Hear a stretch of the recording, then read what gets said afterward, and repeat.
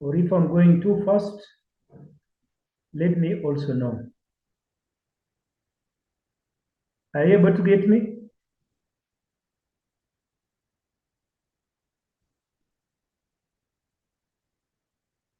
Is anybody hearing me? Yes. Okay, thank you. I was requested to cover this course, although you are supposed to have covered it earlier. Sometimes it's covered together with the cardiorespiratory. Sometimes dental have their own course called DSB 107. And the others also, nursing have their own course, separate course. So what we will do is to cover it. I believe it might be incomplete by the end of the week. So it might be a problem doing the exam at the end of the week. For the anatomy part, which we are covering now, I think we will arrange for a special session, a special examination session. This should give you adequate time to revise the particular parts. So we will arrange that later on. You might be able to do this for other courses like physiology and so on, but for anatomy, because the time is short, I would suggest and also urge that we do a separate anatomy paper. We are normally given about 70 minutes. So when you are given that time, we will be able to do it as a separate paper. We'll arrange between me and you people because of that. If there's any objection, please let me know. So we'll go ahead with the course. We are supposed to be doing the lymphoid organs, blood, usually it's called blood and immune mechanism. And the blood and immune mechanism is covering blood and also the organs which are responsible for the formation of blood, the hematopoietic organs. That's how we put them. Organs responsible for formation of blood, organs responsible for activation of the lymphocytes, both T lymphocytes and the B lymphocytes. So we'll be addressing those particular aspects. But I also want us to go back to what you did in cell biology. And in cell biology, you covered both the gastrulation, where we have the 3 germ layers, formation of the 3 germ layers. Most of these come from the mesoderm. So we need to note that they originate from mesoderm. We'll be addressing that later on. The other aspect we need to know is that these are solid organs. And solid organs usually will be covered by a capsule, connective tissue capsule, that is fibrous connective tissue, except for the bone marrow. So we have a fibrous connective tissue capsule, which penetrate into the organ either as narrow divisions, which you call septa, or very large ones, which you call trabecula. So the capsule penetrates as septa or trabecula. That divides the organ into lobes and lobules. The smaller parts will be lobules, the bigger ones will be lobes. The individual cells of these lymphoid organs will also be supported by a network of some fibrous connective tissue that we refer to as the reticular fibers. The reticular fibers, the word rete means network. So reticular fibers form a network in which the cells are supported. And those particular cells of the organs we refer to now as the parenchyma of the cells. So we have the stroma, which is a connective tissue, including the capsule. the septa and the reticular fibers, and the parenchyma, which are the cells contained within that particular organ. And then, of course, all those cells and organs are suspended within a ground matrix. The fluid substance in which the cells are, and where we have exchange of material, exchange of metabolites, waste products, and also nutrients to the cells. So we need to bear that in mind, and this will apply to all the organs we are going to discuss. So in this discussion, we are going to look at the organs of the lymphoid organs. But before we look at the lymphoid organs, we'll be looking at blood. We all know about blood. We have covered blood in various courses in physiology, the functions of blood. You have covered in biochemistry the composition of blood. You have covered in immunology, the immunological role of blood. So for anatomy, the histology part, we are looking at the structure of these blood cells. The structure of these blood cells, and we will mention some functions of these blood cells. So blood, as you know, is a specialized type of connective tissue. I think we covered that under connective tissue. Specialized type of connective tissue. It's a liquid type of connective tissue. And if you remember, connective tissue comprises of cells, and it comprises of the ground matrix, and also it comprises of fibers. But in this case, we are going to look at fibers later on when we clot blood, for example, and we have fibrin, which is the fibrous type from the protein component of plasma. So the functions of blood, as you are aware, transport of gases, both gases in dissolved form and also gases having proteins as transport. Transport proteins are transporting them. So they can be in dissolved form and also combined, some proteins being transported. These gases will be oxygen and carbon dioxide. And then transport of metabolites. Remember that in your circulatory system, you must have mentioned something like called microcirculation. And in the microcirculatory bed, this is where we have the capillaries, both postcapillary venules and capillaries. And these various types of capillaries allow substances to move from the lumen of the blood into the perivascular space, the interstitial space, and then also allows substances from the cells that are being waste products from the cells to move into the interstitial space and then enter into the blood vessels for the transport. So these are metabolic waste products are being transported. And then from the digestive system, the absorbed nutrients, which is the amino acids, the vitamins, the carbohydrates, the glucose, those absorbed nutrients are also transported by blood to the liver. We have metabolism in the liver. Some of them are transported to the tissues like oxygen, and then they will then be taken up by the tissues for their metabolism.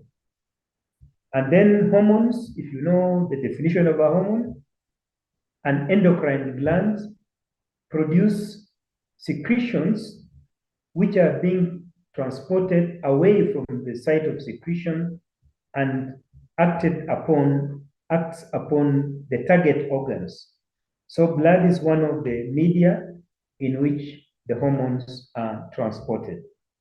It can be blood, it can also be lymphatic fluid. So hormones can be transported by blood, lymphatic fluid, or also cerebrospinal fluid. So blood is one of the media in which the hormones are transported to their target organs from the areas where they are produced. And most of the heat of the body is generated in the muscles. It's also generated in the liver, where there's a high metabolism. And this heat being generated is then transported throughout the body by blood. So distribution of heat so that our entire body is having the same sort of body temperature. And that is maintained by thermoregulation. If there's too much heat, you have to get rid of part of the excess heat. If there's less heat, there is prevention of loss of heat. So those organs responsible for thermoregulation are important, but note here that blood is an important element that transports the heat throughout the body.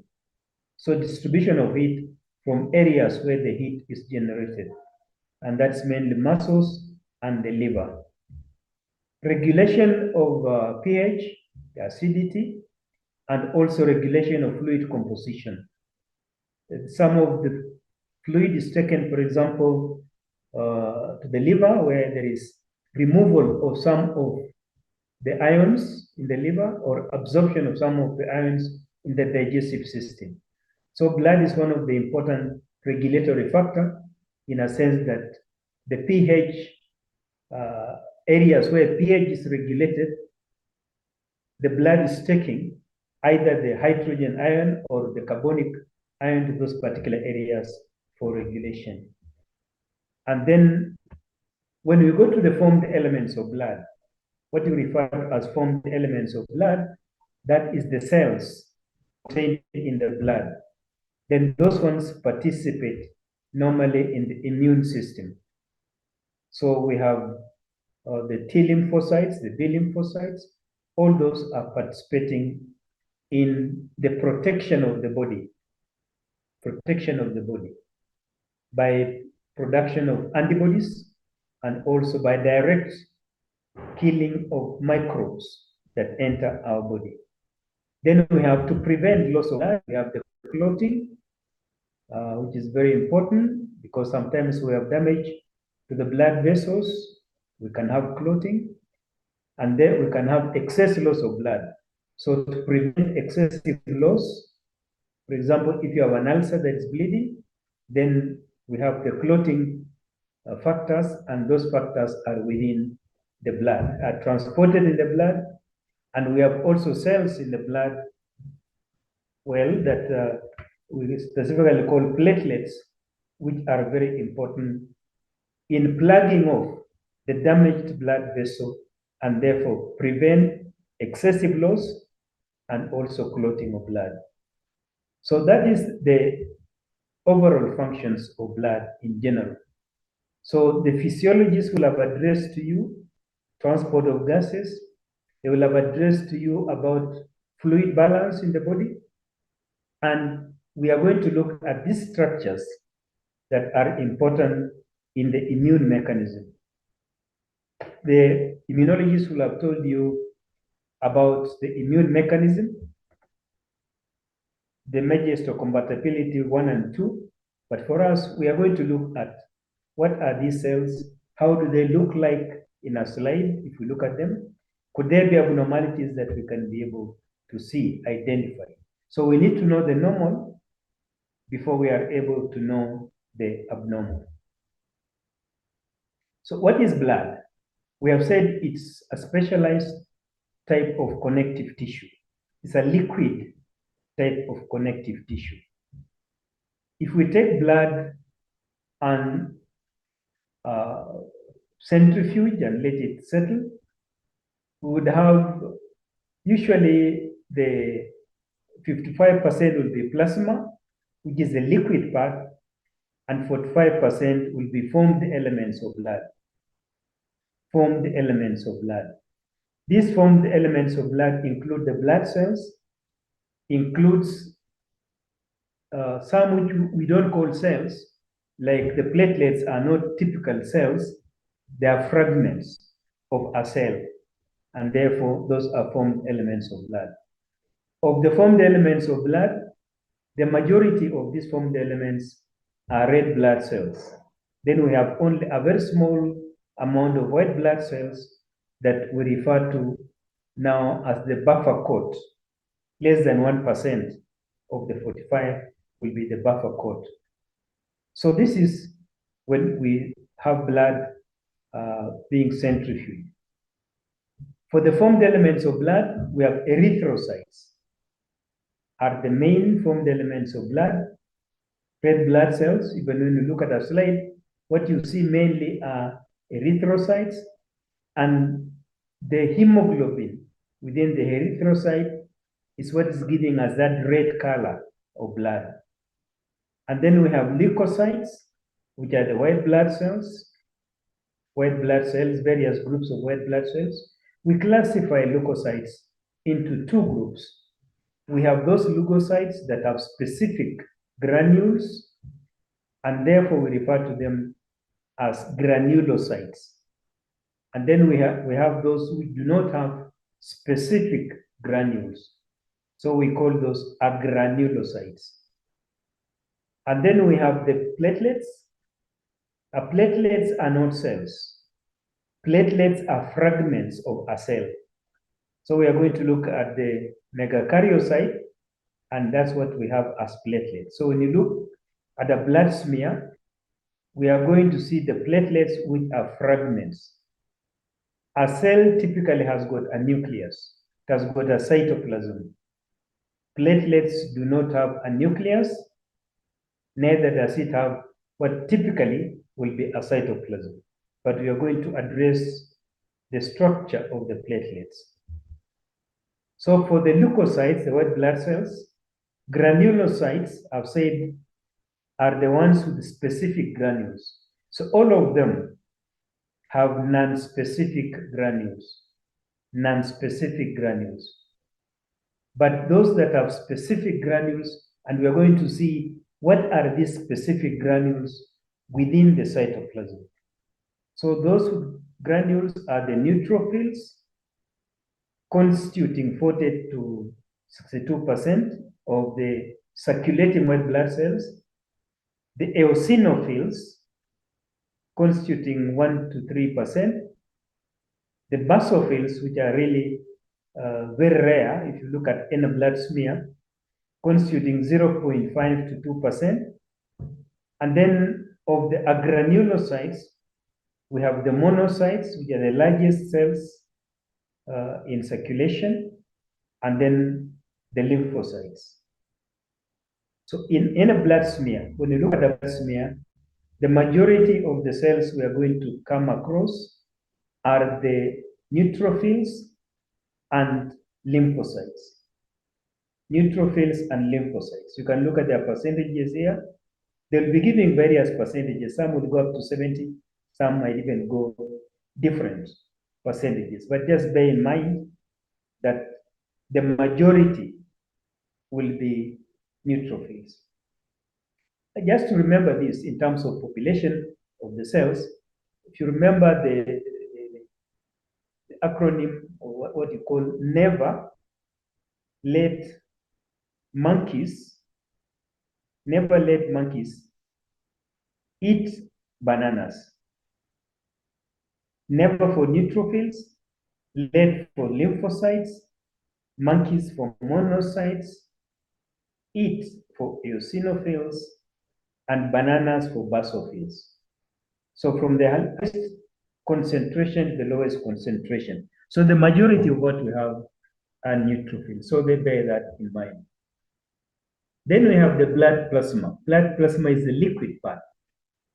Remember that blood plasma is after centrifuging of blood. But if you let the blood clot, the liquid that we see is not plasma. The liquid in a clotted blood is serum. So differentiate between plasma and serum. Plasma is the liquid after centrifuging blood. Serum is the liquid after the blood clots, that we refer to as serum. So during that clotting, fibrin, the fiber part, the fibrin is formed, which is the fibrous part that forms and steadies the clot. So blood is straw-colored in composition and consists of mainly water. If you remember when you're looking at the body composition, you might have been told that our body is 60% water. So we are basically water. The rest is solid, the bones and so on. So of our body weight, 60% is water.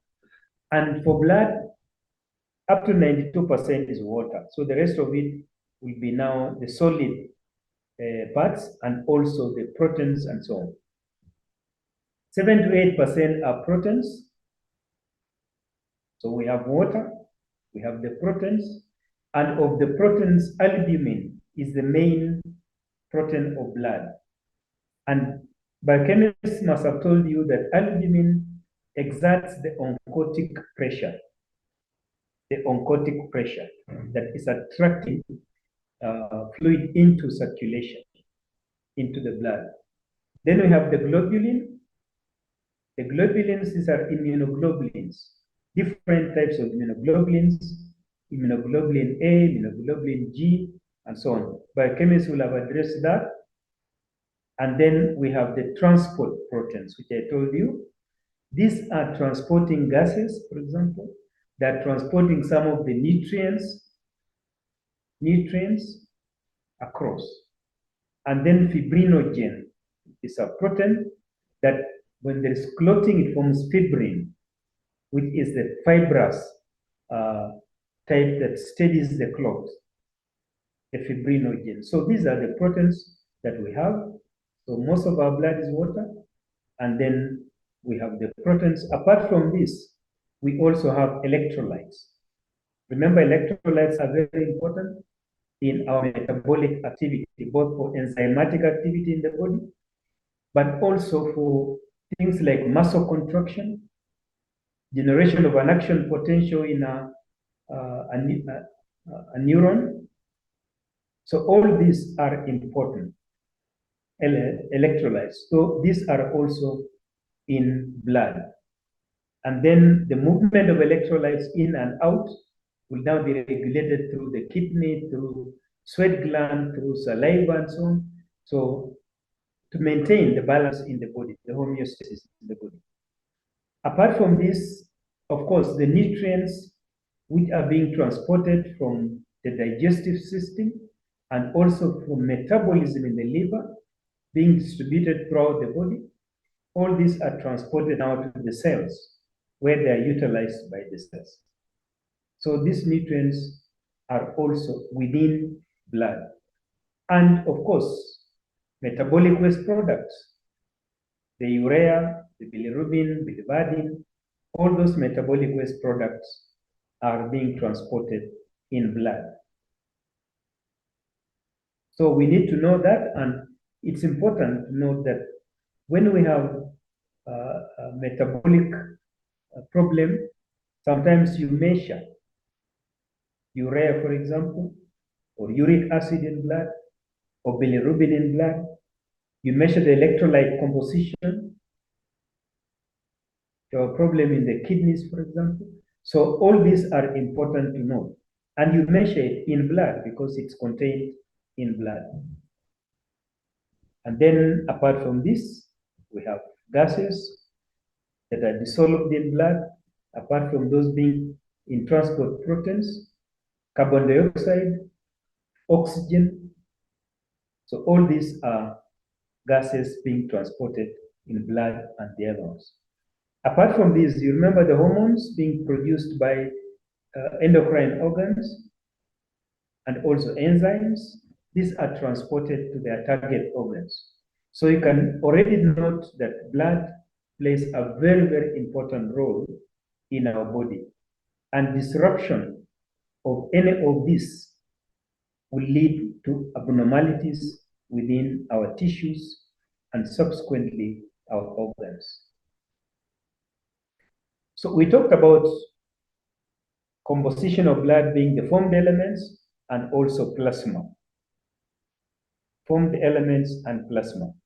where we said formed elements constitutes 45% and plasma 55% of blood after centrifuging. So what are these formed elements? We have red blood cells, erythrocytes. When you see any word site at the end, it means it's a mature cell. If you see a blast at the end, it means it is an immature cell. And then we talked about granulocytes, comprising of the neutrophils, basophils, and eosinophils. These, we said, are those that contain specific granules. And those specific granules are observed during hematopoiesis at the myelocyte stage of differentiation of blood cells. And then we have agranulocytes, the lymphocytes, and the monocytes. Lymphocytes and the monocytes. And then the thrombocytes, that is the platelets, which are not cells, but are fragments. They are not cells, but fragments. So we are going to look at all this, but of importance to note at this stage is that all forms of blood are developed within the bone marrow. They are developed within the bone marrow in the adult. But in the fetus, we have various stages. We have a stage within the yolk sac. We have a stage within the liver. So this is in the adult where formed elements are produced in the bone marrow and then transported to these other organs of the body, the lymphoid organs of the body.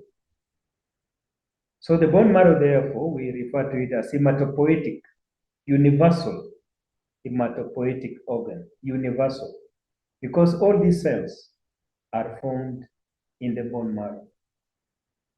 But their activation is not in the bone marrow. The activation takes place outside the bone marrow in the other lymphoid organs for those that require activation. So let's now address the neutrophil, which you said is the forms a big percentage of circulating leukocytes, 40 to 70% of circulating leukocytes. And the neutrophils, you said you will always see them in blood. It is one of the cells that is recruited after an injury, to the site of injury, to be able to clear the site of injury, to be able to clear the dead cells, and so on. It has a lifespan of 8 days.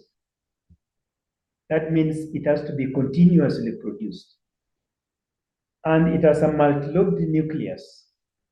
Multilobed nucleus, and these lobes are connected by some small chromatin strands. And because of that, you don't see a very clear nucleolus.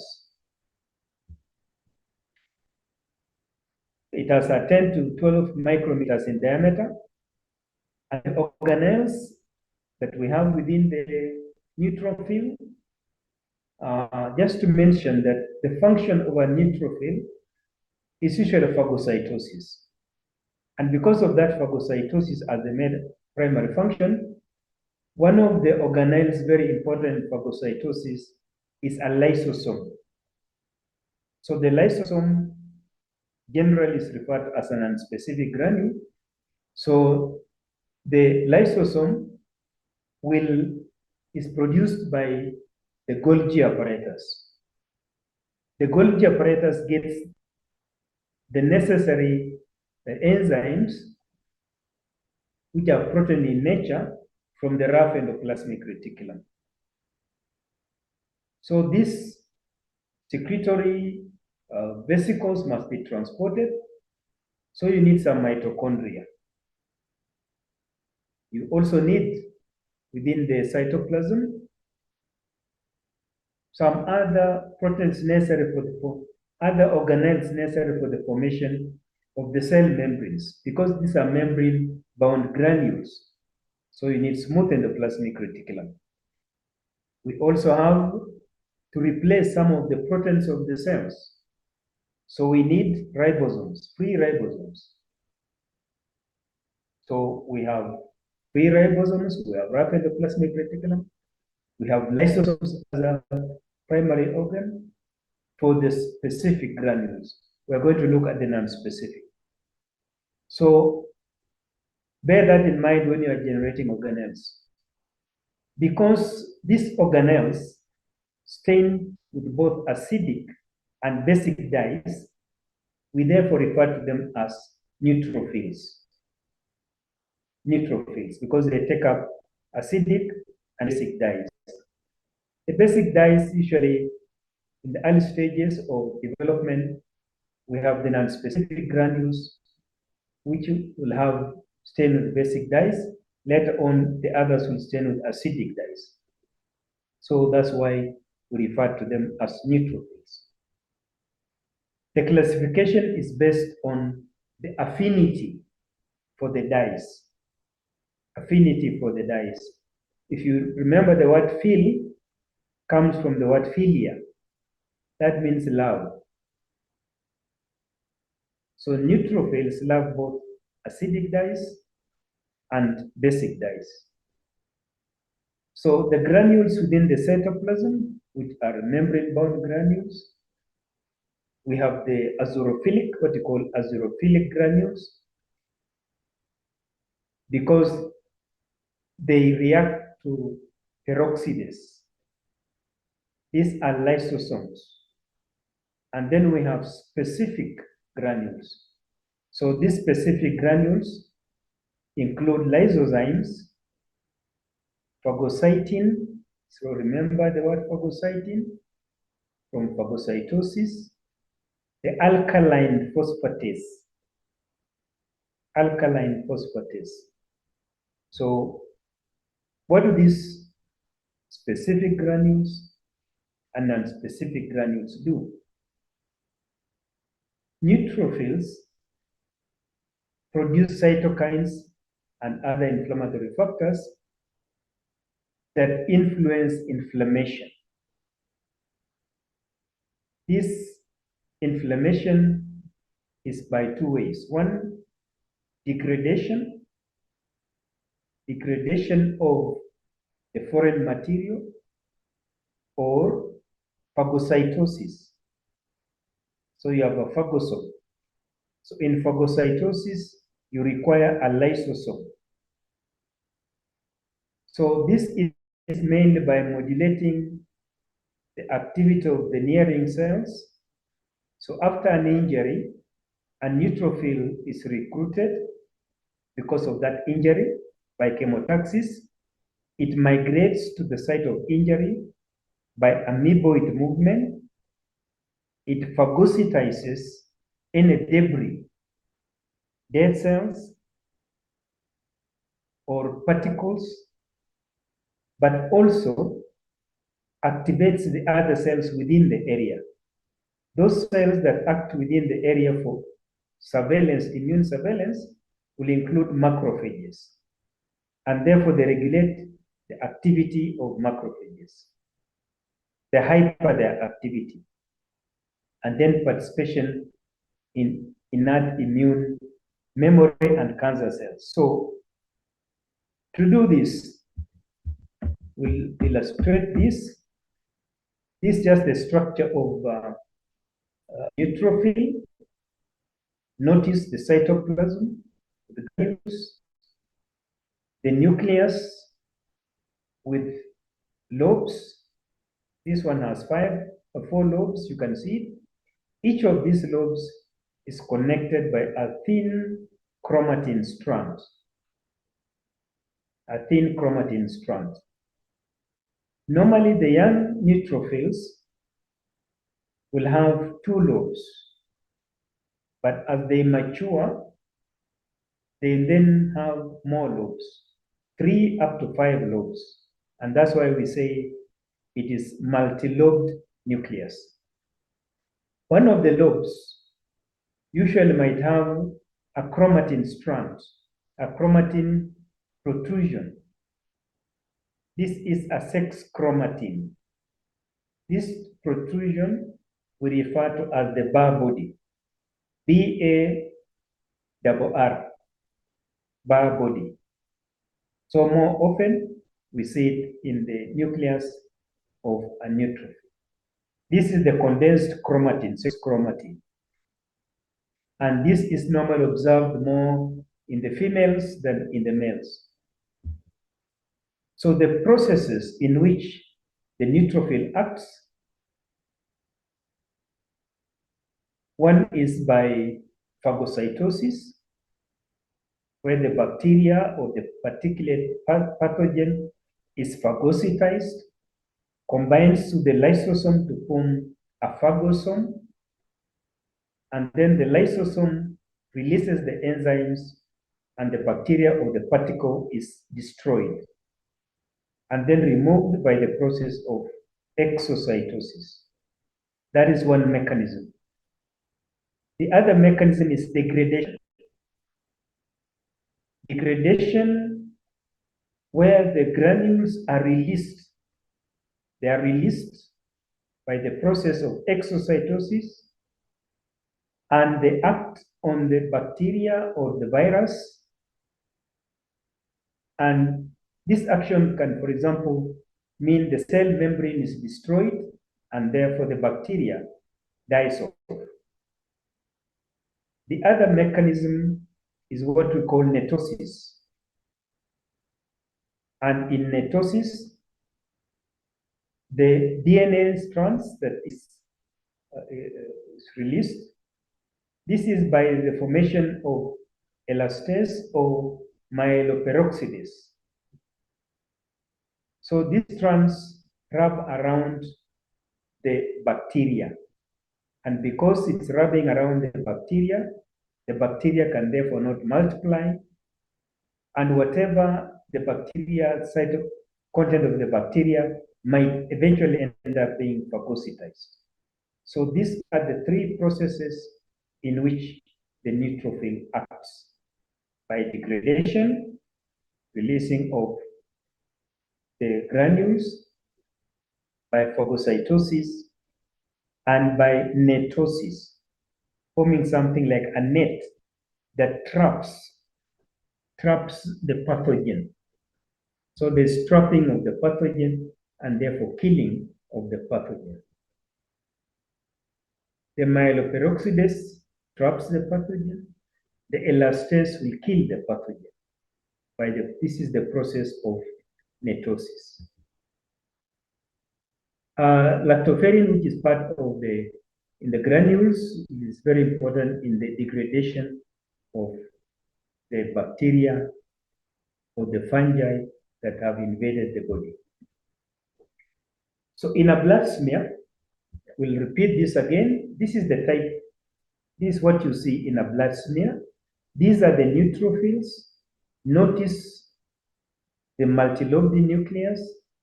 Notice the thin strands, very thin strands of chromatin that connect the lobes of the nucleus. Here, notice the strands. Notice a Barr body, this small extension here. So these are neutrophils. We'll come back to this again to look at the other cell types that we have in a blood smear. And then within a blood smear, we'll be seeing structures like these ones here. These are the fragments of platelets. Fragments of the platelets. And then the red blood cells forming these stacks that we refer to as rouleau formation. The other cell that is the eosinophil, and eosinophil is 1 to 4% in circulating leukocytes, has a lifespan of 8 to 12 days, and bilobed or bisegmented. So this is an eosinophil. Notice the nucleus.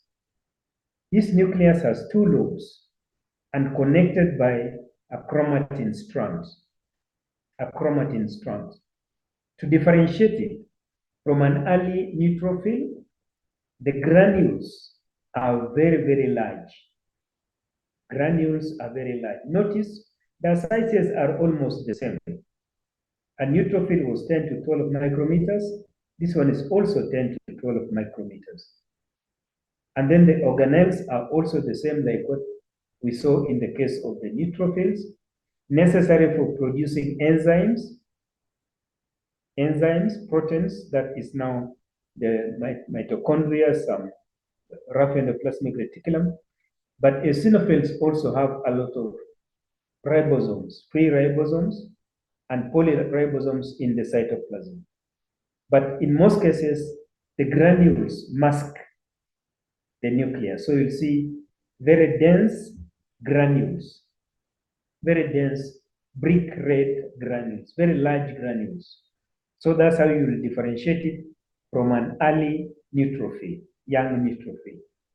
For the activity is inhibited by the adrenocorticotropic hormone and also cortisol produced by the suprarenal gland. So you can see this one inhibit. These are anti-inflammatory steroid hormones. Normally, eosinophils are part of the cells that are scavenging within the loose connective tissues for the immune surveillance.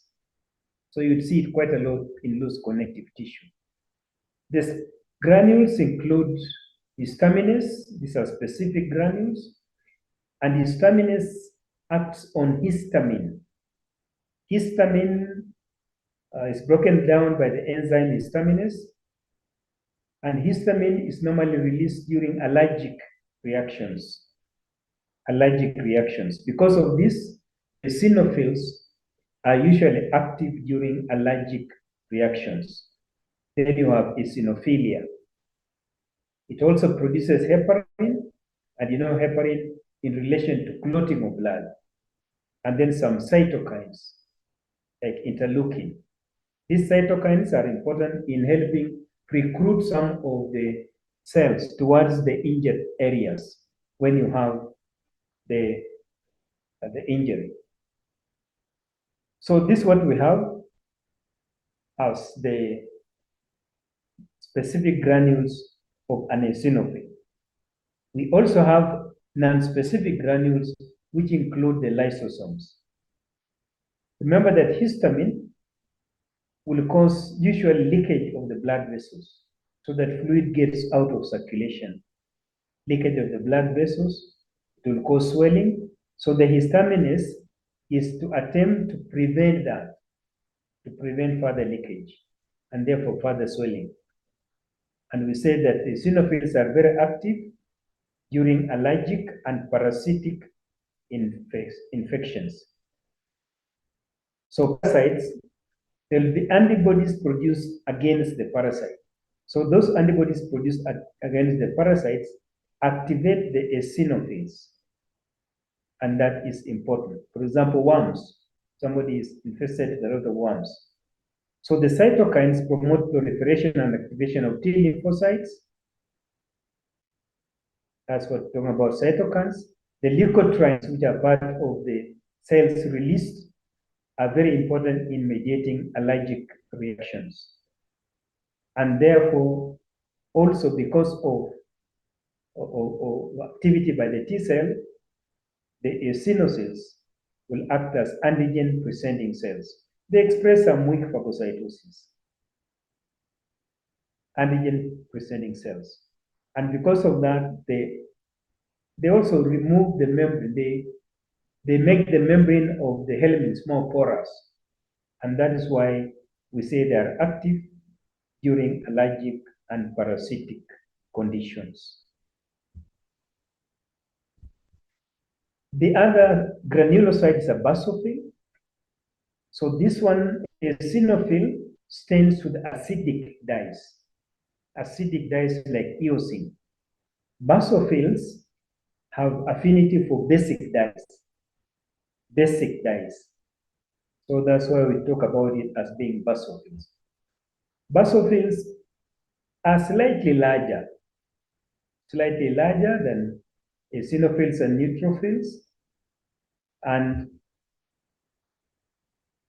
we have only 0.5 to 1% of circulating leukocytes are basophils. That's why we say this is the lowest in terms of circulation. And then the nucleus, you notice, is kidney-shaped nucleus, or sometimes intended nucleus, kidney-shaped or just intended nucleus, or sometimes you refer to it as bean-shaped nucleus. And then as a lifespan of 1 to 2 days, the cytoplasm will be containing organelles. The cytoplasm contains organelles, and those organelles are organelles that are important in producing, again, protein substances.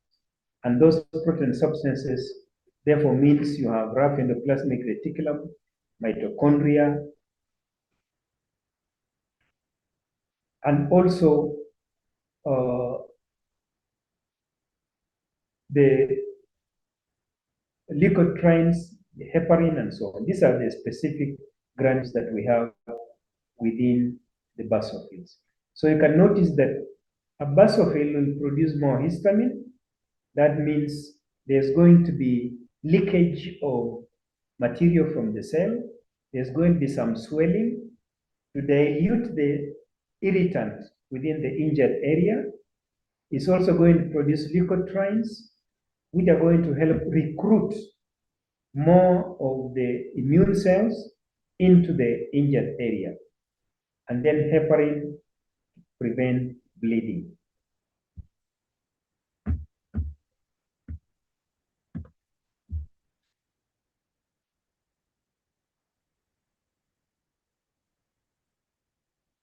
So basophils also bind the B cell and therefore activates the formation of immunoglobulins. So that's what we have as the functions of basophils. So in general, we can say that basophils play a very important role during inflammatory reactions. After an injury, what happens in the injured area? There's a swelling. Swelling is an inflammatory reaction. That swelling is produced because of fluid leaking, because of histamine that is produced by the basophil. And then after that swelling, we then have recruitment of the other cells, like the B cells, and also the other immune cells to the area of injury.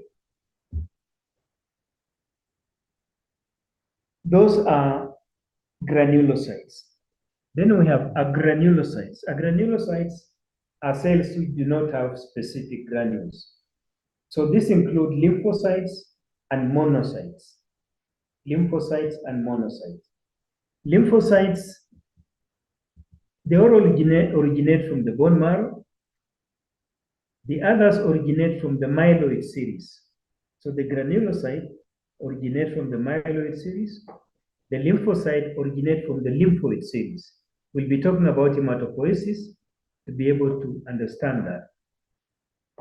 So the nucleus is usually very large, occupying almost the entire cytoplasm. So it leaves a very small rim of cytoplasm that contains organelles. So this is a spheroidal nucleus, very, very large.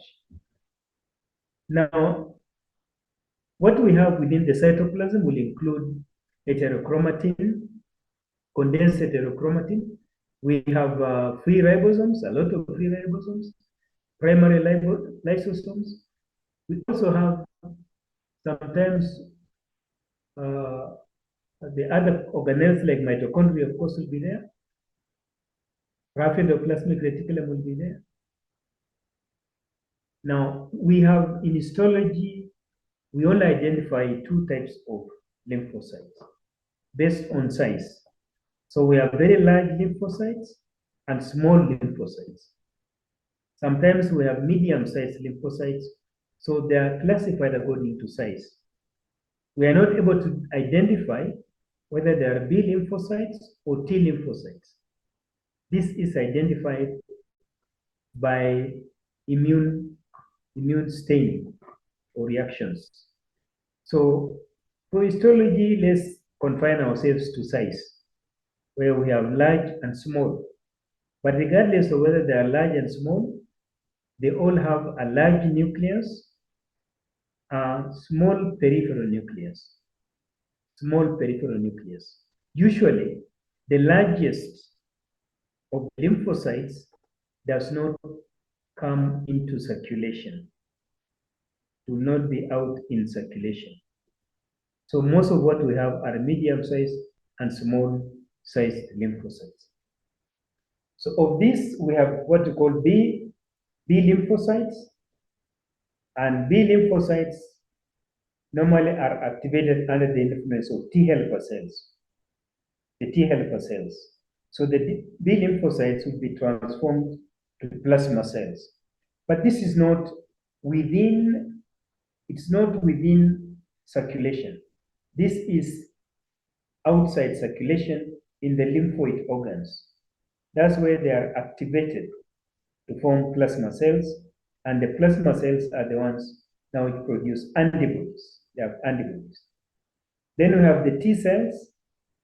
The T cells are normally activated by antigen-presenting cells.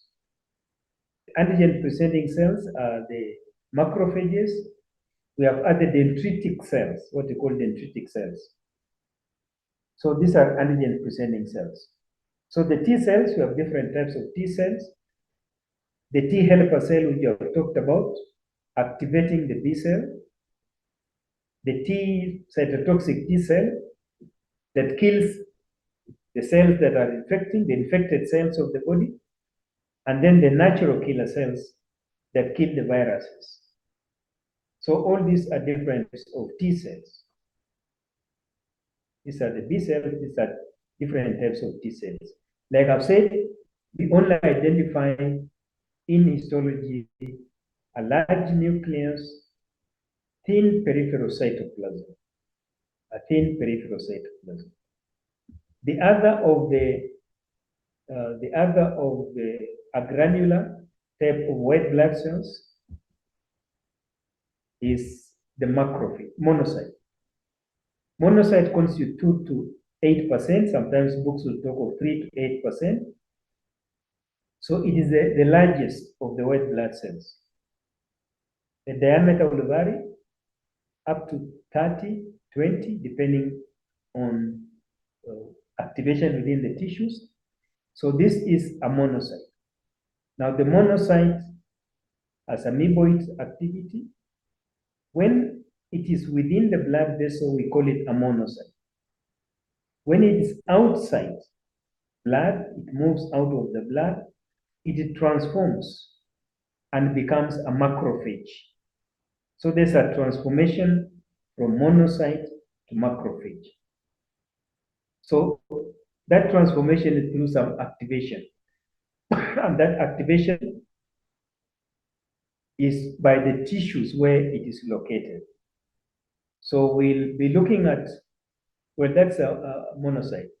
But we have two different types, many different types of monocytes and macrophages. Once it moves out of circulation, it becomes a macrophage. We have two types of macrophages. Those that are wandering within loose connective tissue in terms of immune surveillance, and those that are fixed. The fixed macrophages will include the Kupffer cells in the liver. It will include the Langerhans cells within the skin. It will include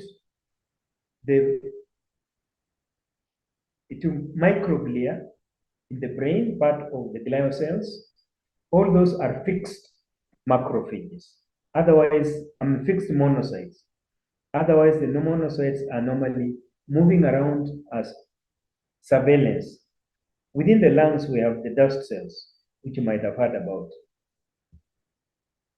So monocytes undergo mitosis to generate more cells. So there's a lot of mitotic activity. As you remember, as you'll be able to understand, macrophages are very, very active in infection. Because they are very active in infection, we need a lot of them to be produced. And therefore, monocytes undergo a lot of mitosis. When you look at the nucleus, one I've said it's the largest cell. The nucleus is intended, this C-shaped nucleus. So that's what you talk about, intended nucleus or a folded type of nucleus that is usually eccentric. It's towards the edge. It's not at the center of the cell. It is eccentric. And I've said monocyte differentiate in tissues to form different types of cells, either fixed or wandering. Of the fixed I've mentioned, even the osteoclasts in bone, chondroclasts in cartilage, those are part of the fixed macrophages, which are derived from monocytes. But we do not call them macrophages in circulation. We call them monocytes. And we do not call them monocytes when it's outside the blood vessels. We call them macrophages because they will have undergone some transformation.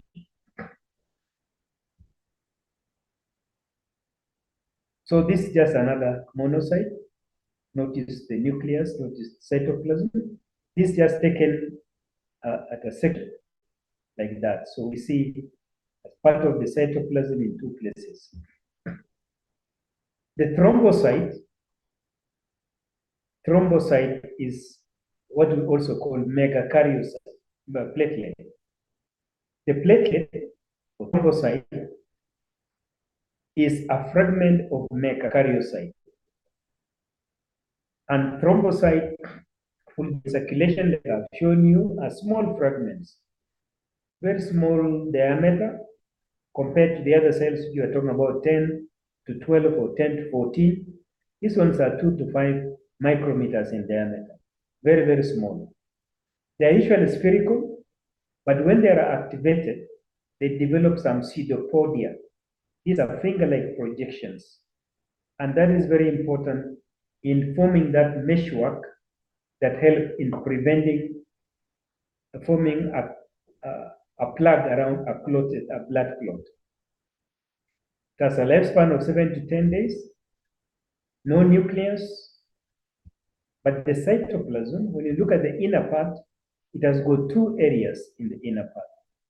It has got a central part that might look almost like a nucleus, and this central part contains the factors that are very important in clotting of blood.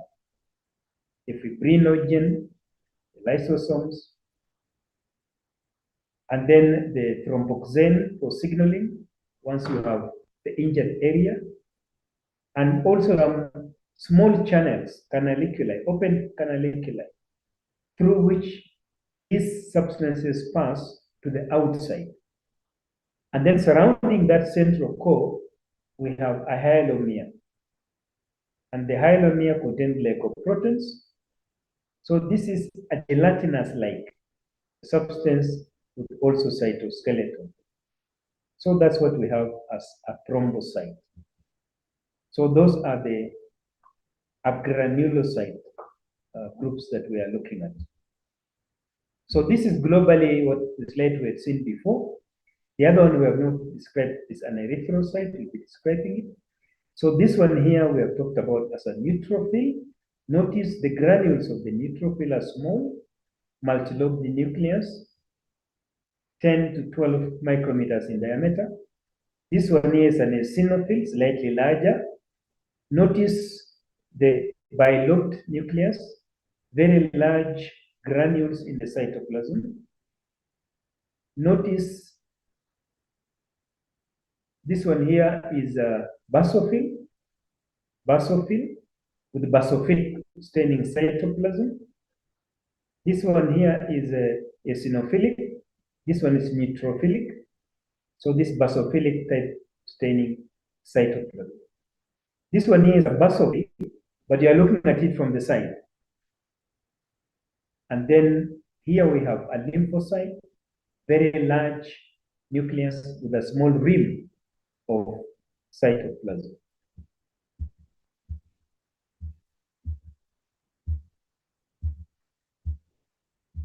So help me identify this.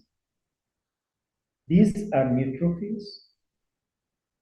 This is an eosinophil. This one here is a neutrophil. This is a basophil.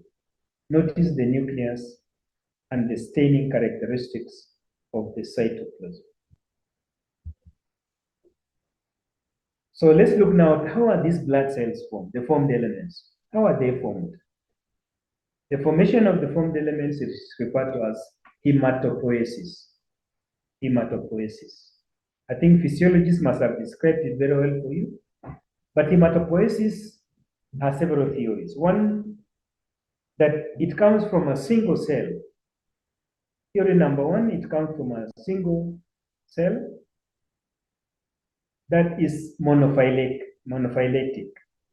A single cell, pluripotential cell, stem cell, which divides. After dividing, it forms colony-forming units. It is these colony-forming units that now form different groups or cluster of cells. The other one is diphyletic, and this diphyletic, there are two theories also to it. That one is they originate from a myeloblast. So from this myeloblast, the monocytes, the granulocytes, originate from the myeloblast, and then the lymphopoiesis.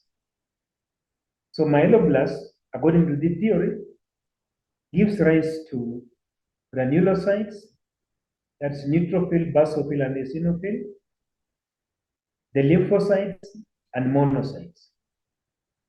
The other one is that it originates from the endothelial cells. The endothelial cells will give rise to erythrocytes and megakaryocytes.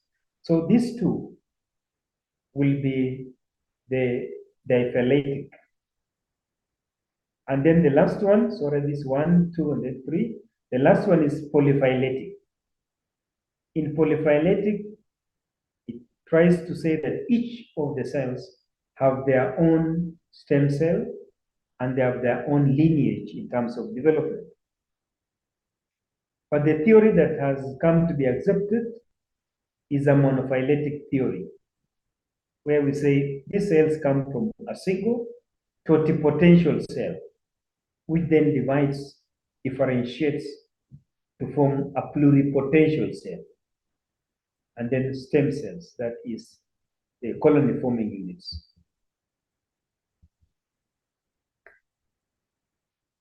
So the pluripotential cell is originating from the monophyletic single cell, and this is hematopoietic stem cell, from totipotential to hematopoietic to pluripotential, and then now from this pluripotential gives rise to stem cells. And these stem cells will include the myeloid stem cell. We have the colony-forming units we'll be talking about, and some progenitor cells are those now close to the final differentiated cell. So from pluripotential, we've just seen this colony-forming unit. So we have, usually the theories that this come from two series.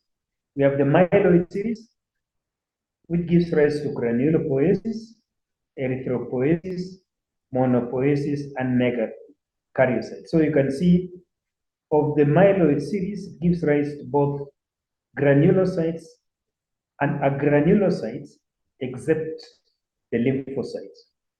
So this proposes that the lymphocytes originate separately from the myeloid series. So how these blood forms? We have different stages of blood formation. The first stage is very early in the yolk sac. That's what we call mesoblastic stage of development. So within the yolk sac, cells differentiate, they cluster together, and then after clustering, they differentiate to form blood cells. And this is what you are talking about when you talk about blood islands, if you remember. So from these blood islands, the peripheral part of the condensed cells will form the endothelial cells. The central part of the blood islands will form the blood cells. These blood cells then migrate to the other cells. They migrate out to the other cells where the environment is conducive for further development. In the second stage, that is from the 5th to 7th week, we have the hepatic stage. And in the hepatic stage, this is where we have formation of blood within the liver.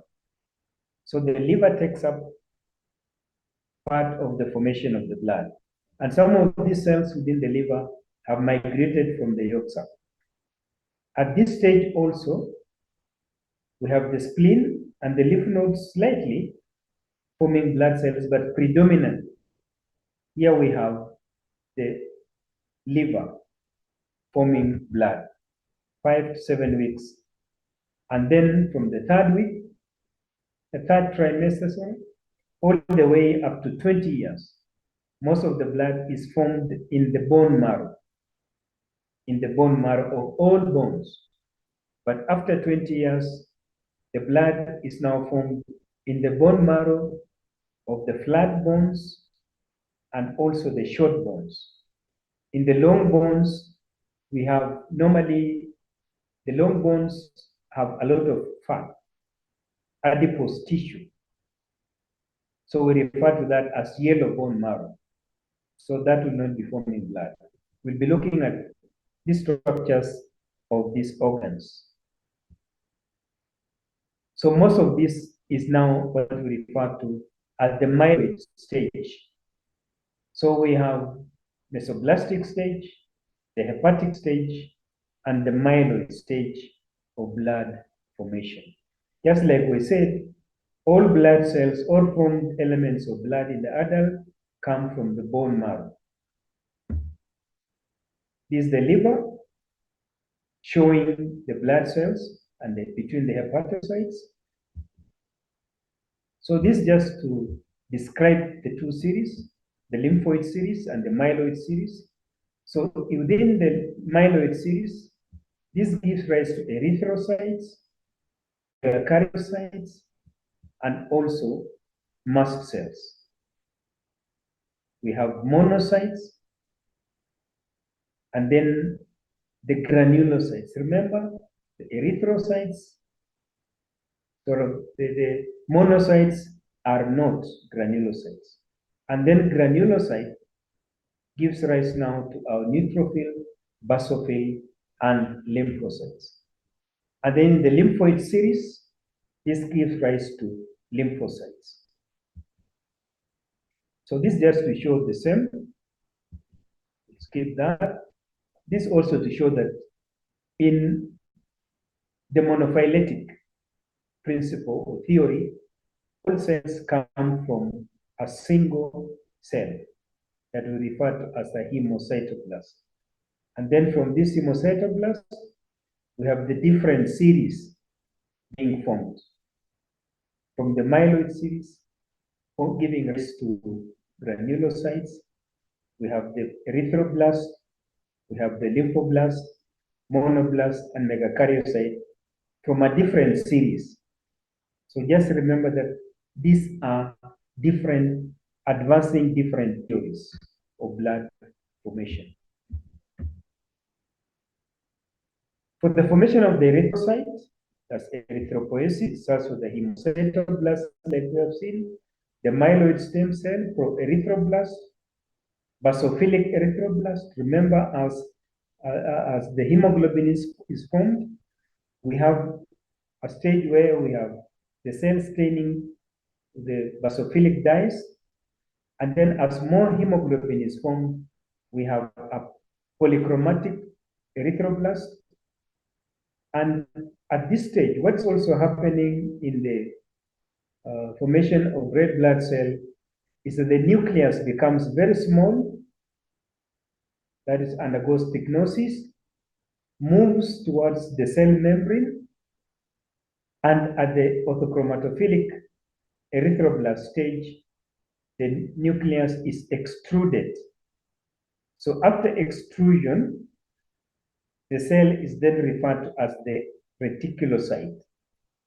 At this stage of the reticulocyte, there can be no formation of any new proteins or enzymes because the nucleus has been extruded. There is also a transformation of the shape from a round structure. In the mature erythrocyte, we have a biconcave discoidal in shape. So for the erythrocyte, what is the structure of the erythrocyte?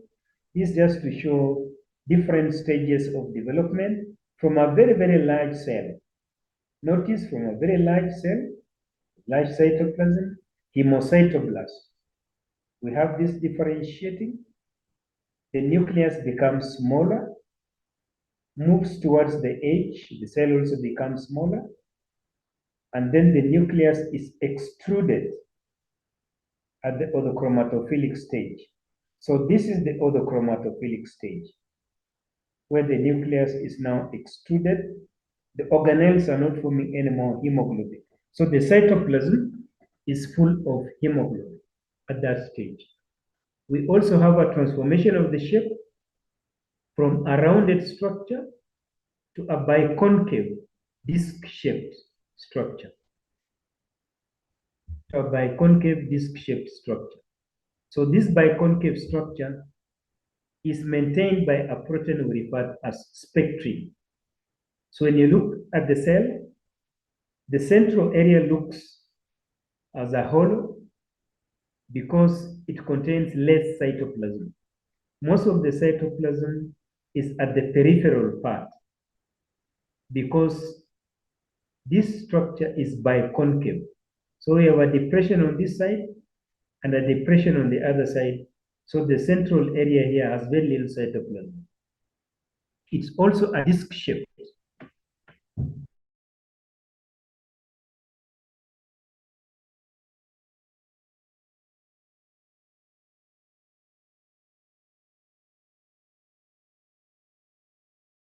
So that an erythrocyte can pass through very narrow capillaries. Can pass through very narrow capillaries.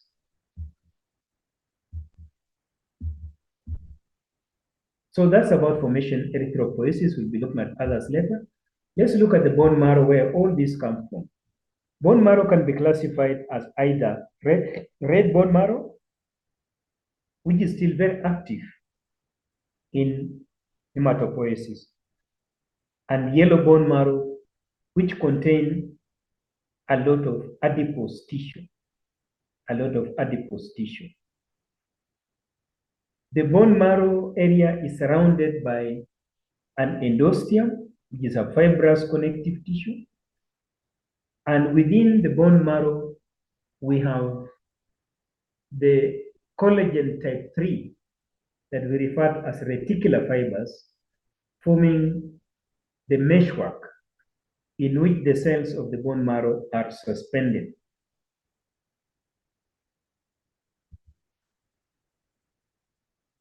Sometimes the yellow bone marrow, although it contains a lot of adipose tissue, we still have some remnant of hematopoietic tissue.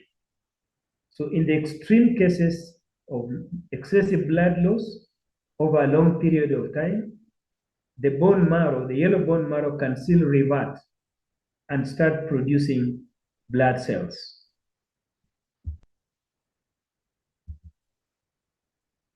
We do not have lymphatic vessels in the bone marrow, just like what we have in the parenchyma of the spleen of the brain. The bone marrow can be divided into two compartments. We have what is called hematopoietic compartment. And in the hematopoietic compartment is where we have differentiating cells. That is both of the myeloid series and also the lymphoid series. It will also contain the megakaryocytes. Then we have the vascular compartment. The vascular compartment comprises of blood sinuses. These sinuses have large gaps within their membrane that allow the cells to migrate out. To migrate, the mature cells can now migrate out into circulation and be transported throughout the body. So these are the two major compartments, and these compartments are now supported and separated by adipose. Apart from adipose tissue, we also have fibrous connective tissue that is reticular fibers.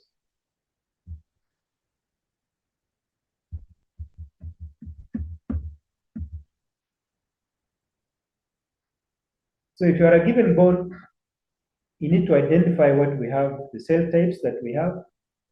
Are they differentiating cells? Are they mature cells? Identify megakaryocyte, which is a very, very large cell.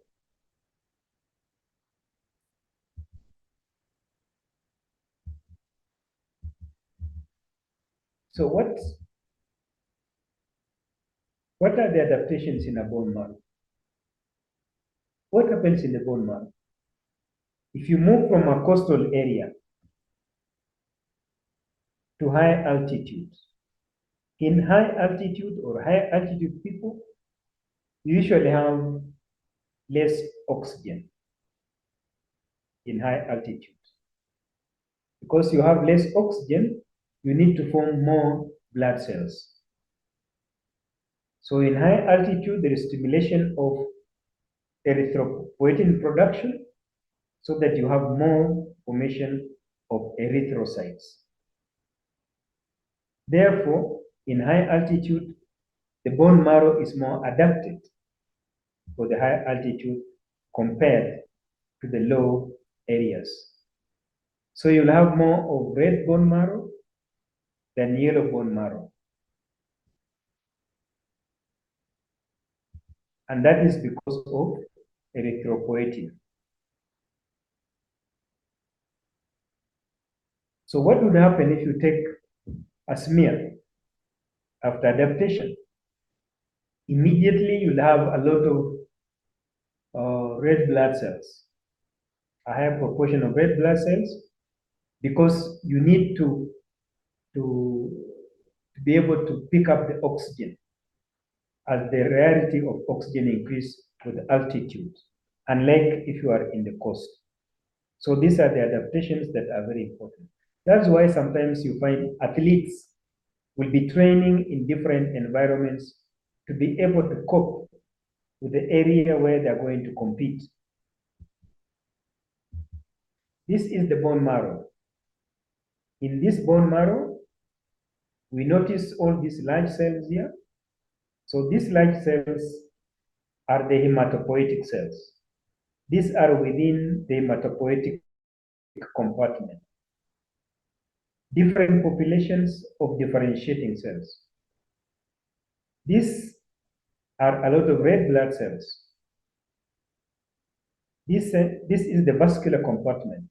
Within this vascular compartment, we also have mature cells which have now moved from the hematopoietic compartment to the sinuses so that they can be transported now to the rest of the body. This, for example, is a lymphocyte. This is an eosinophil, this is a neutrophil, a large lymphocyte. So you need to know that.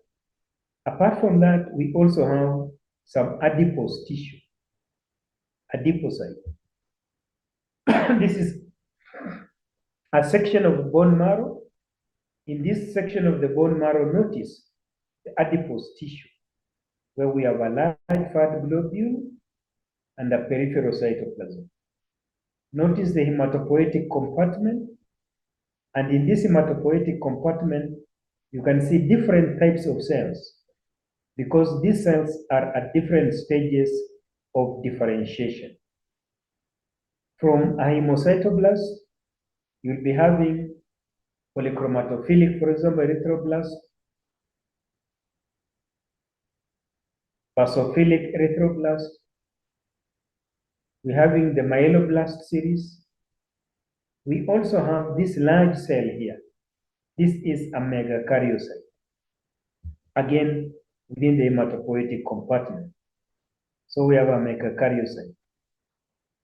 So a megakaryocyte is a cell which has undergone division of the nucleus without division of the cytoplasm and division of the cell. So it has a very large chromatin material, a lot of chromatin material.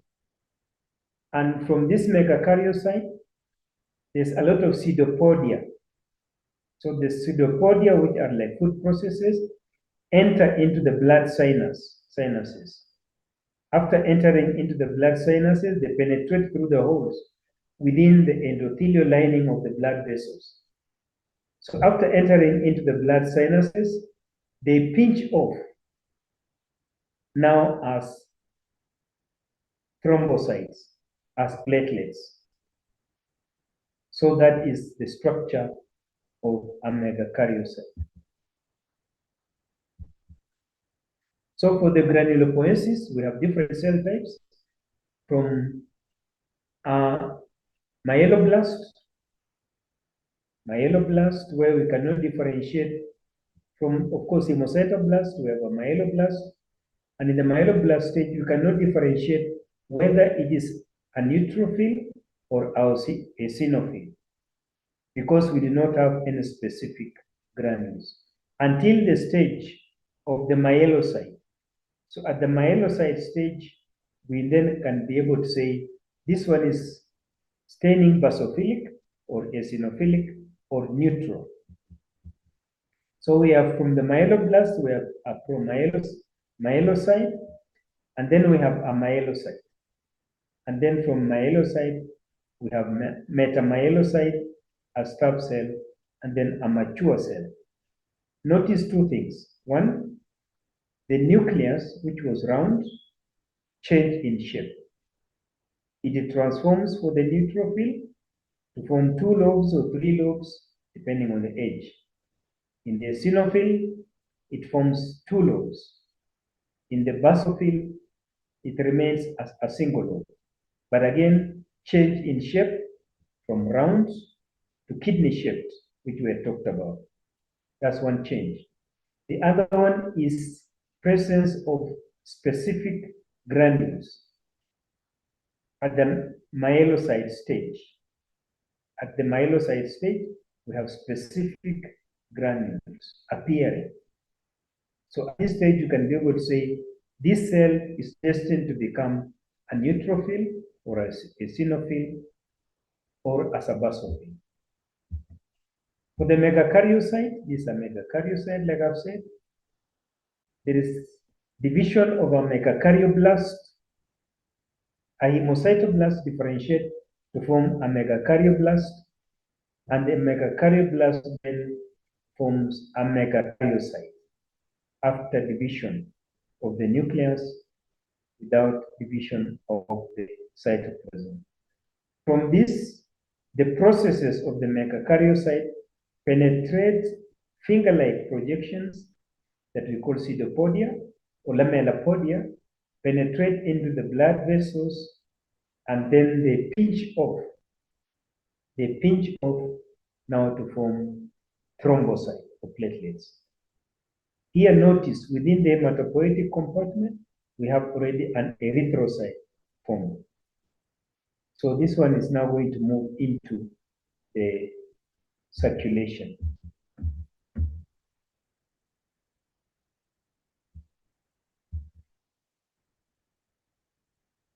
So here you can see a myelocyte, a neutrophilic myelocyte, eventually going from the neutrophil to a basophilic myelocyte, and so on. So this is just a bone marrow smear. Again, in the bone marrow smear, this will just illustrate the autochromatophilic stage of formation of the red blood cell, where we have extrusion of the nucleus. And this is a stage where the nucleus has moved towards the peripheral. So from a very large cell, we end up with a small cell, small nucleus, which eventually is extruded. And then after extrusion, that cell is referred to as a reticulocyte. reticulocyte. The reticulocyte then undergoes morphological transformation to form a biconcave disc-shaped erythrocyte. These are just different blood cells that we have within circulation. Can identify the neutrophil, the basophil, the platelets. These are platelets, platelet fragments. Can identify the eosinophil. This one is a bone marrow. This one is a peripheral blood smear. So that is about blood. I'll invite any questions. If you have any questions, put them in the chat for blood.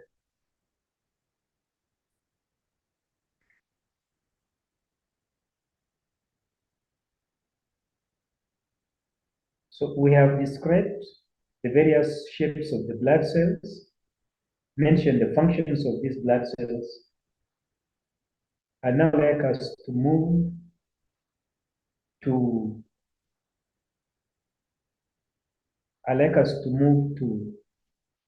where these cells are formed, where these cells transform, or where they are formed. So the primary, we divide the lymphoid organs into what they call primary lymphoid organs and secondary lymphoid organs. If you remember in the mesoblastic stage of formation of blood, we said blood is formed in the yolk sac. This blood in the yolk sac then migrates to these organs, migrates to the primary lymphoid organs. And then from the primary lymphoid organs, these then migrate to the secondary lymphoid organs. So the primary lymphoid organ that we have includes the bone marrow. So bone marrow is a universal hematopoietic organ. So all blood formed elements of blood, all lymphoid tissue originate from bone marrow. From the bone marrow, the blood cells then migrate to the thymus and also to the other lymphoid organs. So the cells that are destined to become T cells migrate to the thymus, the other cells migrate to the other lymphoid organs. So because of that, we refer to bone marrow as the primary lymphoid organ, but include the thymus as a primary lymphoid organ for T cells. Otherwise, bone marrow is a primary lymphoid organ. So from the stem cells within the yolk sac, during the mesoblastic stage, these cells invade the primary lymphoid organ during the 11th week. Because the environment within the bone marrow is good, this stimulates proliferation of the cells and differentiation of the cells within the primary lymphoid organ. So these cells will have migrated from the bone marrow, they multiply within the bone marrow, they differentiate within the bone marrow, and then migrate to the thymus, to the T cells, and also migrate to the other lymphoid organs. So these lymphoid organs are therefore considered as secondary lymphoid organs. We have looked at the thymus, at bone marrow, and we have said bone marrow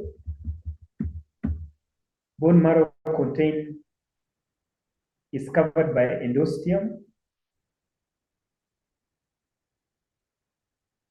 reticular fibers form the supportive framework. The cells are differentiating cells.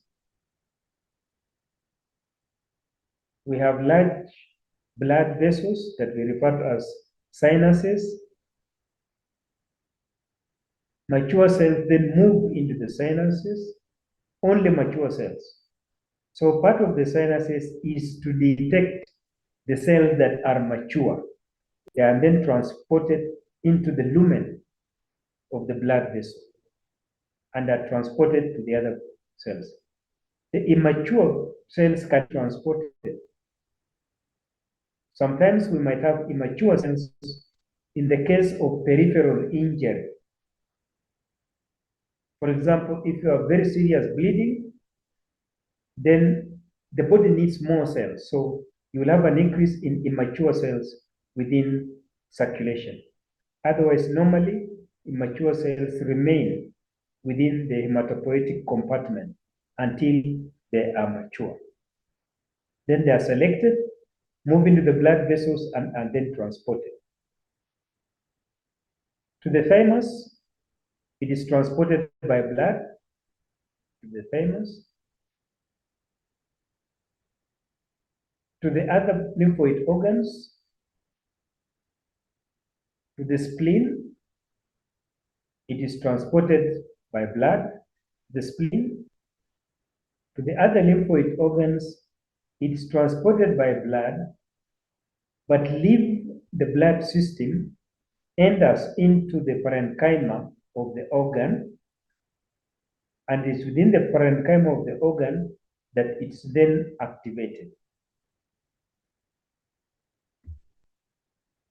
So let's look at the thymus. The thymus main function is maturation and differentiation of T lymphocytes. Also,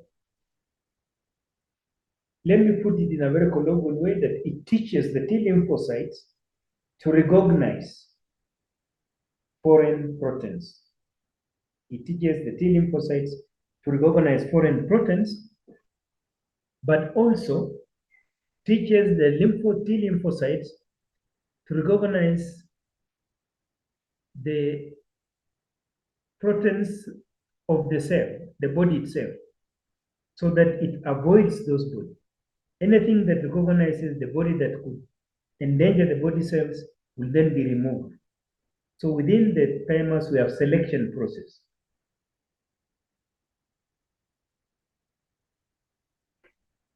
So any lymphocyte that is autoreactive will be removed through the selection process.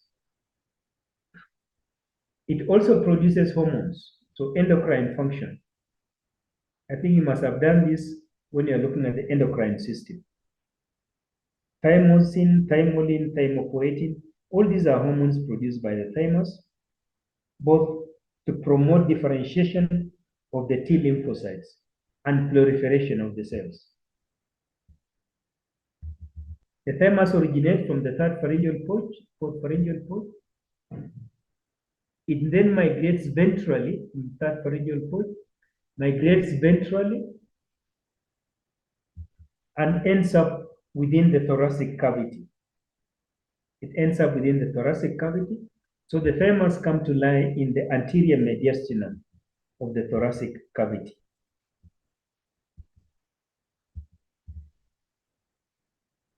Just like any other organ is covered by a capsule, connective tissue capsule, and the thymus is divided into two zones. We have the outer zone, which is a cortex, comprising of closely packed cells. Closely packed cells. And then a medulla, which contains few cells. And you can see very distinctly a corticomedullary junction. Corticomedullary junction between the medulla and the cortex.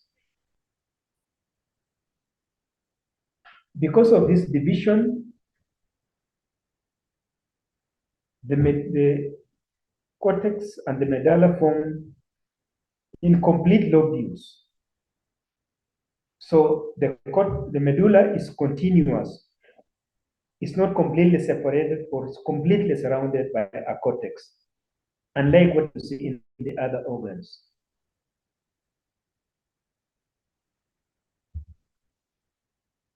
So that's what we have as a cortex and a medulla. Let me just go ahead with the structure.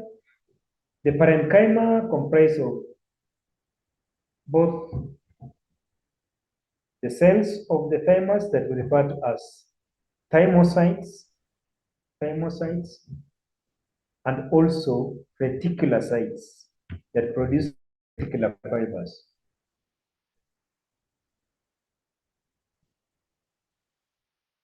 Reticular fibers form a connective tissue or framework. Within the cortex, and these epithelial reticular cells also extend from the cortical part. But in the thymus, epithelial reticular cells form some concentric aggregations that we refer to as the Hazel's corpuscles.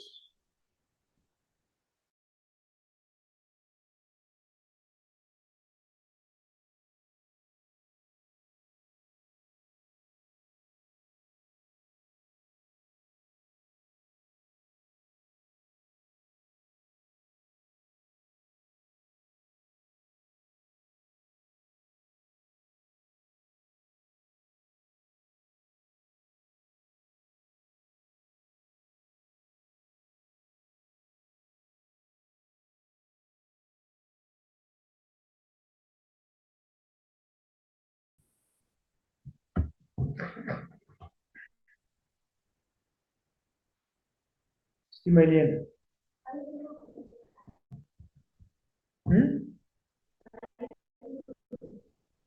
No.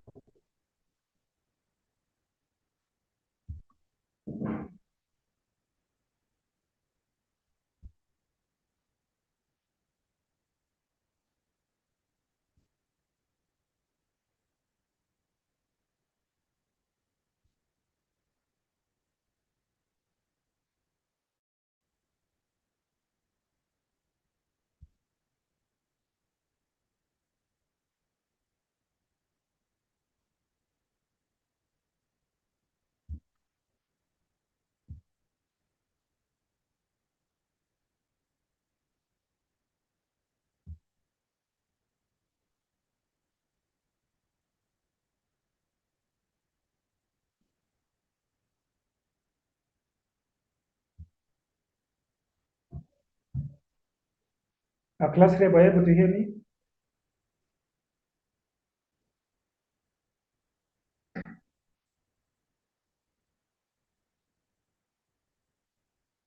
Anybody able to hear me? Yeah. Oh, Okay, fine, thank you. we can hear you.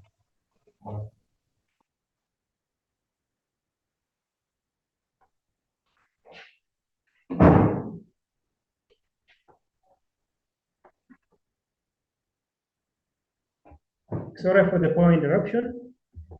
We're talking about the cortex and medulla, but the organ, just like any other, is covered by a capsule. And we have said within the medulla, we have Hazel's corpuscles. So this is the thymus, and we have a capsule. From the capsule, we have the septum, what we call septum. So these gaps here are actually containing collagen fibers, fibrous connective tissue that divides the organ into incomplete lobules. So when you look at the organ, we have this part where the cells are very closely packed. This is what we refer to as the cortex. And then this part here is the medulla. So this is typical of what you see. We have a cortex, cells are closely packed. We have the medulla light zone, and within the medulla we have this area where we have concentric arrangement of epithelial reticular cells that we refer to now as the Hazel's corpuscles. Hazel's corpuscles.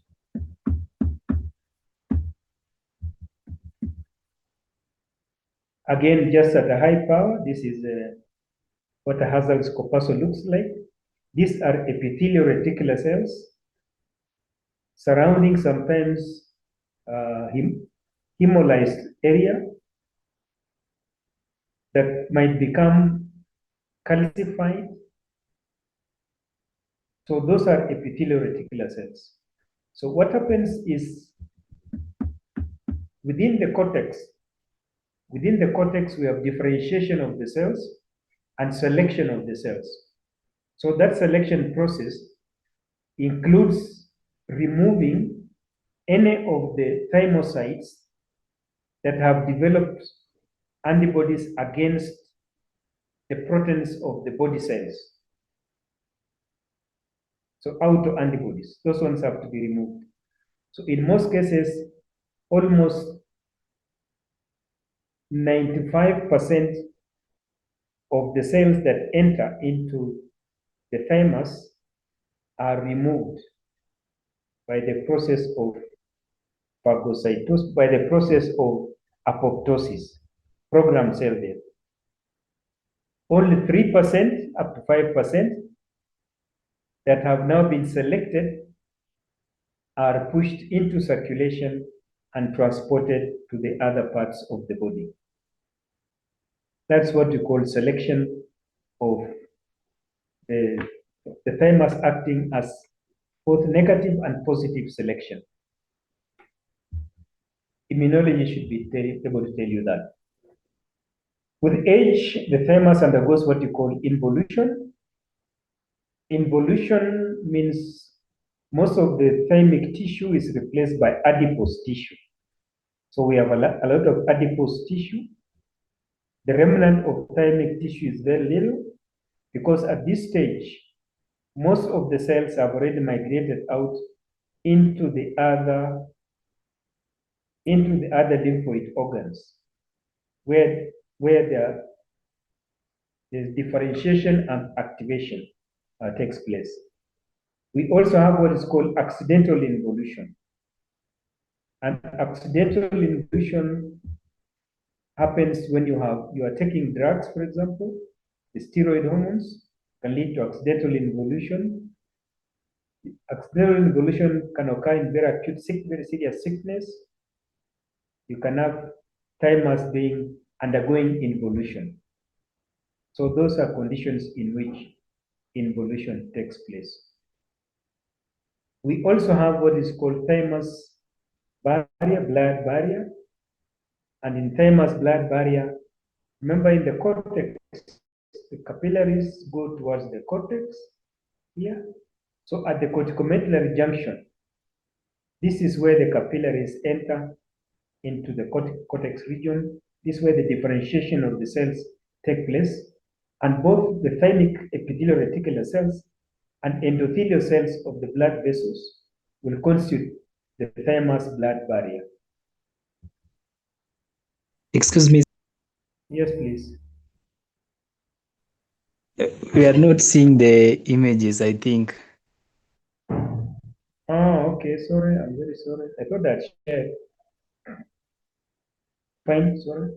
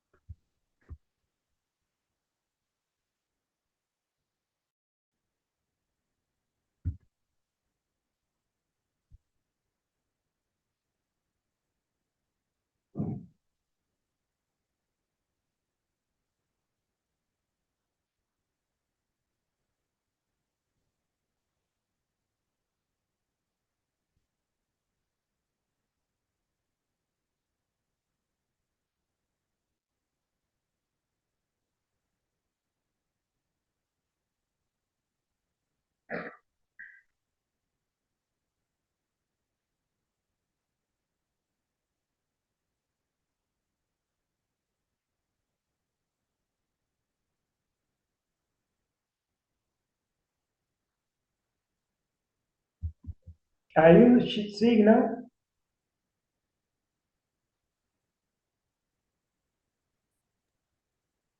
No, sir. Okay, thank you. Yes, we can see.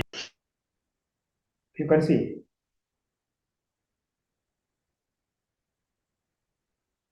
Okay, I was just talking about the thymus blood barrier in terms of what makes up thymus blood barrier. Both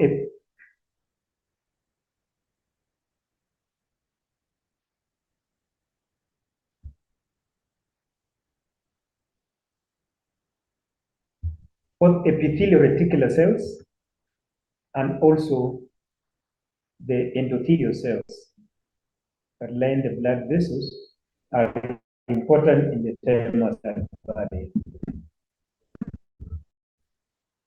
We had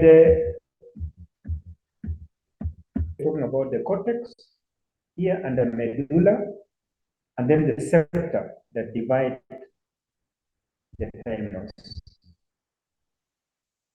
And this is what I was talking about as there's incomplete lobules, division by the septa, a cortex and a medulla, and the main differentiating structure is the Hassel's corpuscle. And the Hassel's corpuscle, I said, consists of flattened epithelioid reticular cells, and these form stacks around an area that is hyalinized.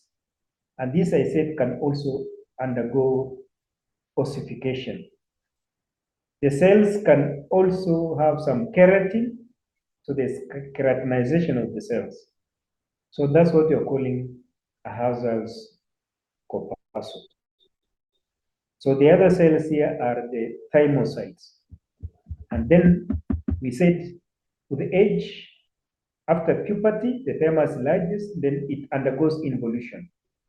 After puberty, there's regression of the cells of the thymus. So in old age, most of the thymic tissue is replaced by adipose tissue.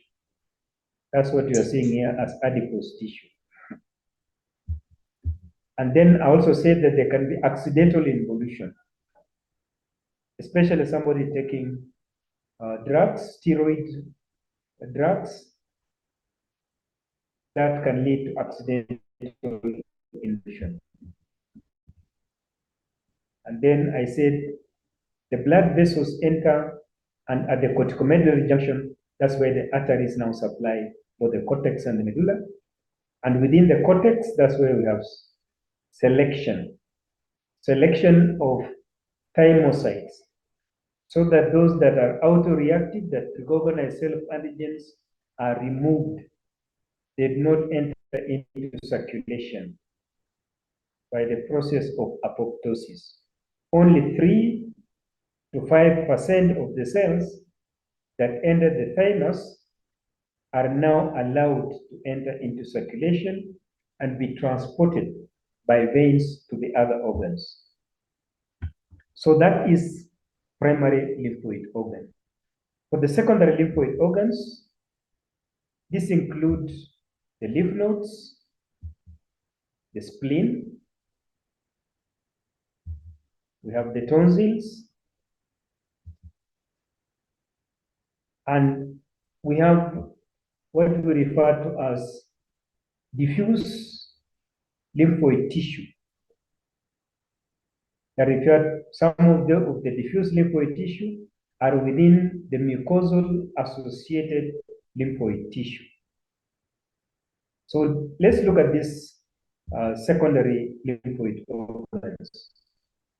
I have said it developed later, and this is the areas where we have activation of both B cells and T cells. Activation takes place in the secondary lymphoid organs.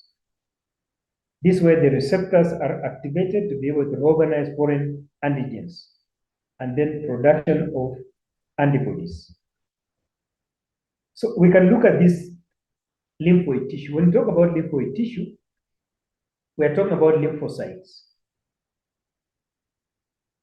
The lymphocytes, the B lymphocytes, the T lymphocytes.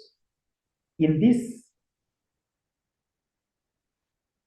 secondary lymphoid organs, the lymphocytes can be aggregated or non-aggregated. infuse is an aggregated distribution of lymphocytes, no clear boundary, scattered sometimes evenly, and most of these are T lymphocytes. We'll be looking at them. In this area of the non-aggregated lymphocytes, the capillaries there, we have what we call post-capillary venules. These are specialized venules. And the venules are lined by columnar cells, not squamous cells. Between these columnar cells or cuboidal, we have migrating cells. So these are what we refer to as high endothelial venules.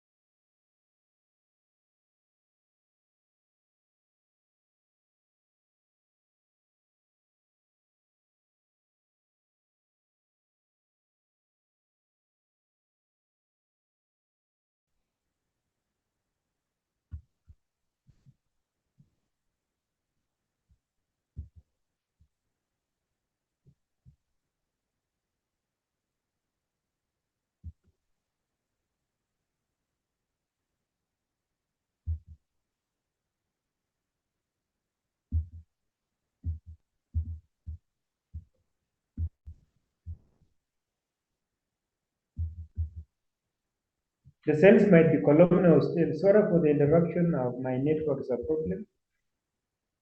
So this way the lymphocytes are diffusely distributed. Then we have those that form nodules. So there are some circumscribed sort of distribution. And in this circumscribed distribution, the peripheral part of that circumscribed contains a thicker collagen, type 3 collagen fiber, reticular fiber that forms something like a capsule. So the cells are in either a spherical structure or oval structure, and therefore we refer to it as either nodule or follicle. Spherical or oval, so we refer to it as nodule or follicle. So looking at this aggregate, we can again reclassify the follicle or nodule into two. We have a primary nodule. In the primary nodule, this is one which has not been exposed to any antigen. So the cells have not been activated, like in a fetus. The cells have not been activated, or in a newborn child. This is unlike the secondary. It has no germ center, not exposed to antigens. Notice here that in this area, these are lymphocytes. They are uniformly distributed. So this is what we call diffuse. Notice here, the lymphocytes seem to be in a circumscribed area. So this is a follicle. So this is a follicle. If this follicle is, or the cells here are exposed to the antigen, then the central area, the cells will be multiplying and differentiating. So we will have what you refer to now as a germinal center. So in a secondary nodule, this is where it has been presented to antibodies. This is where the plasma cells are being formed. This is where there is rapid multiplication, and therefore we end up,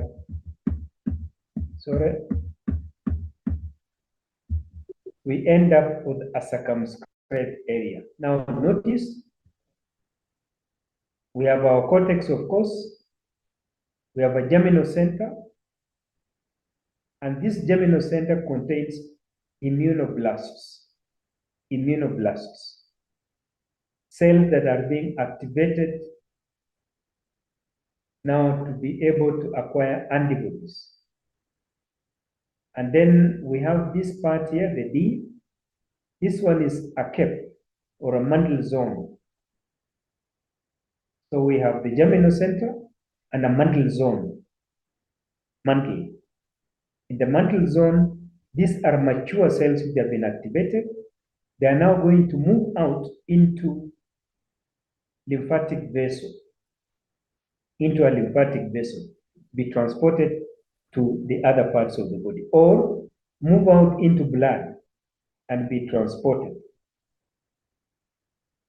So this is the general arrangement of the lymphoid tissue, be it in the lymph node or be it in the spleen, that is the arrangement, or be it in the tonsils, that is the arrangement.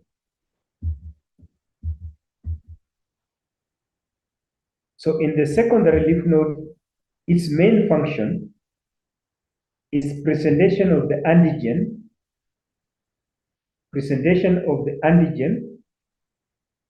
to macrophages, for example, or dendritic cells, or B lymphocytes, So that presentation of the antigen is important by antigen presenting cells, macrophages and dendritic cells. So that's what takes place in the secondary lymph node.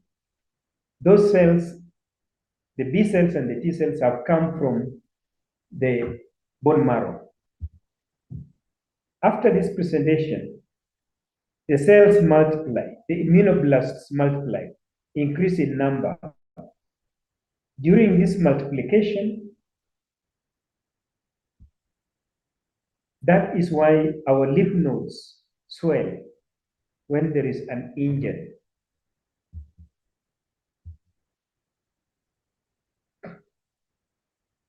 So that is the general arrangement of these organs. And I think I'd like to stop there. We'll look at these other secondary lymphoid organs in another overview. So we look at the spleen, we look at the bone marrow, also spleen, lymph node, tonsils, and mucosal associated lymphoid tissue. Sorry for the interruption of the network has been quite unstable.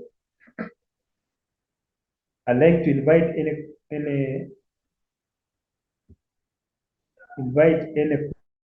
questions in the chat.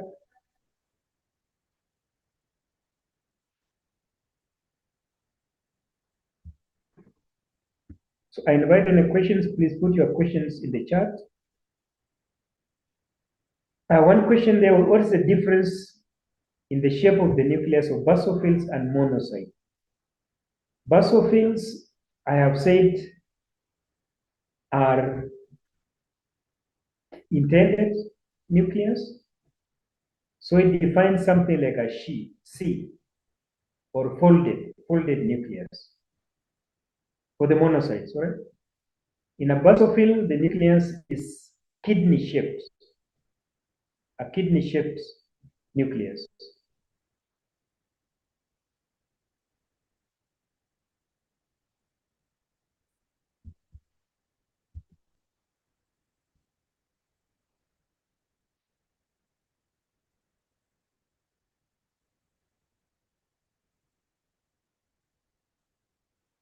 I don't know at what stage you did not see the screen. I expected when the power went over around here. Fine. If you have any other questions, you can put them again next week or next time we meet. The class rep will let me know when we can have the meeting.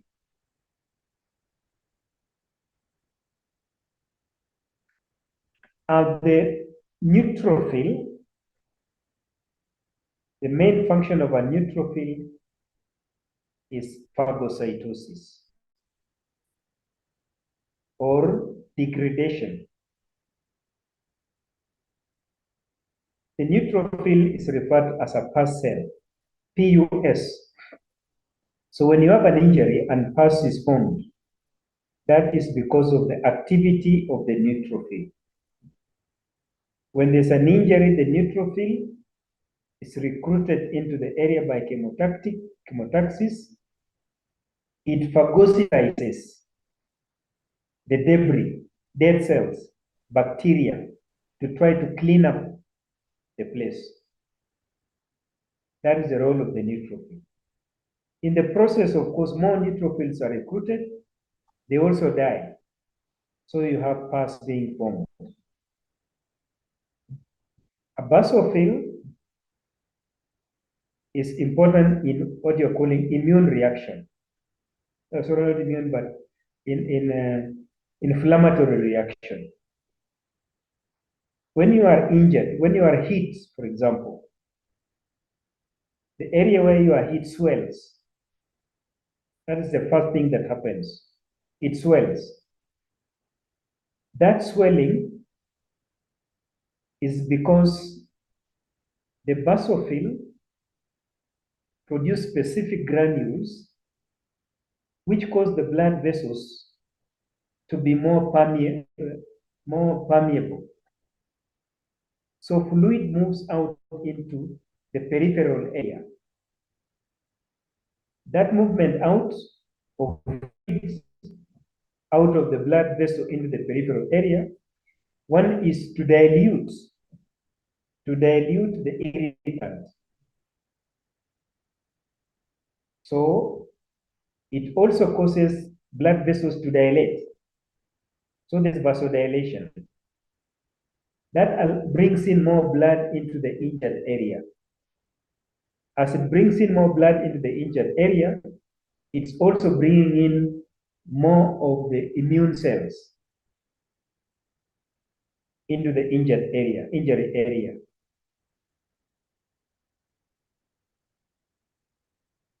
That is the role of the basophils. Increased blood flow to the area, increased permeability so that fluid can move out. Some of those contain antibodies can move out and be able to tackle the infection that is in the area. That is the role of basophils. And the neutrophils I've said is phagocytosis. Remember that phagocytosis, but we remember the issue of also degradation of the bacteria or viruses. Find spare any other questions for the next session. Class rep, please let me know when we can have the next session. It's going to be a shorter session than what we have just had today.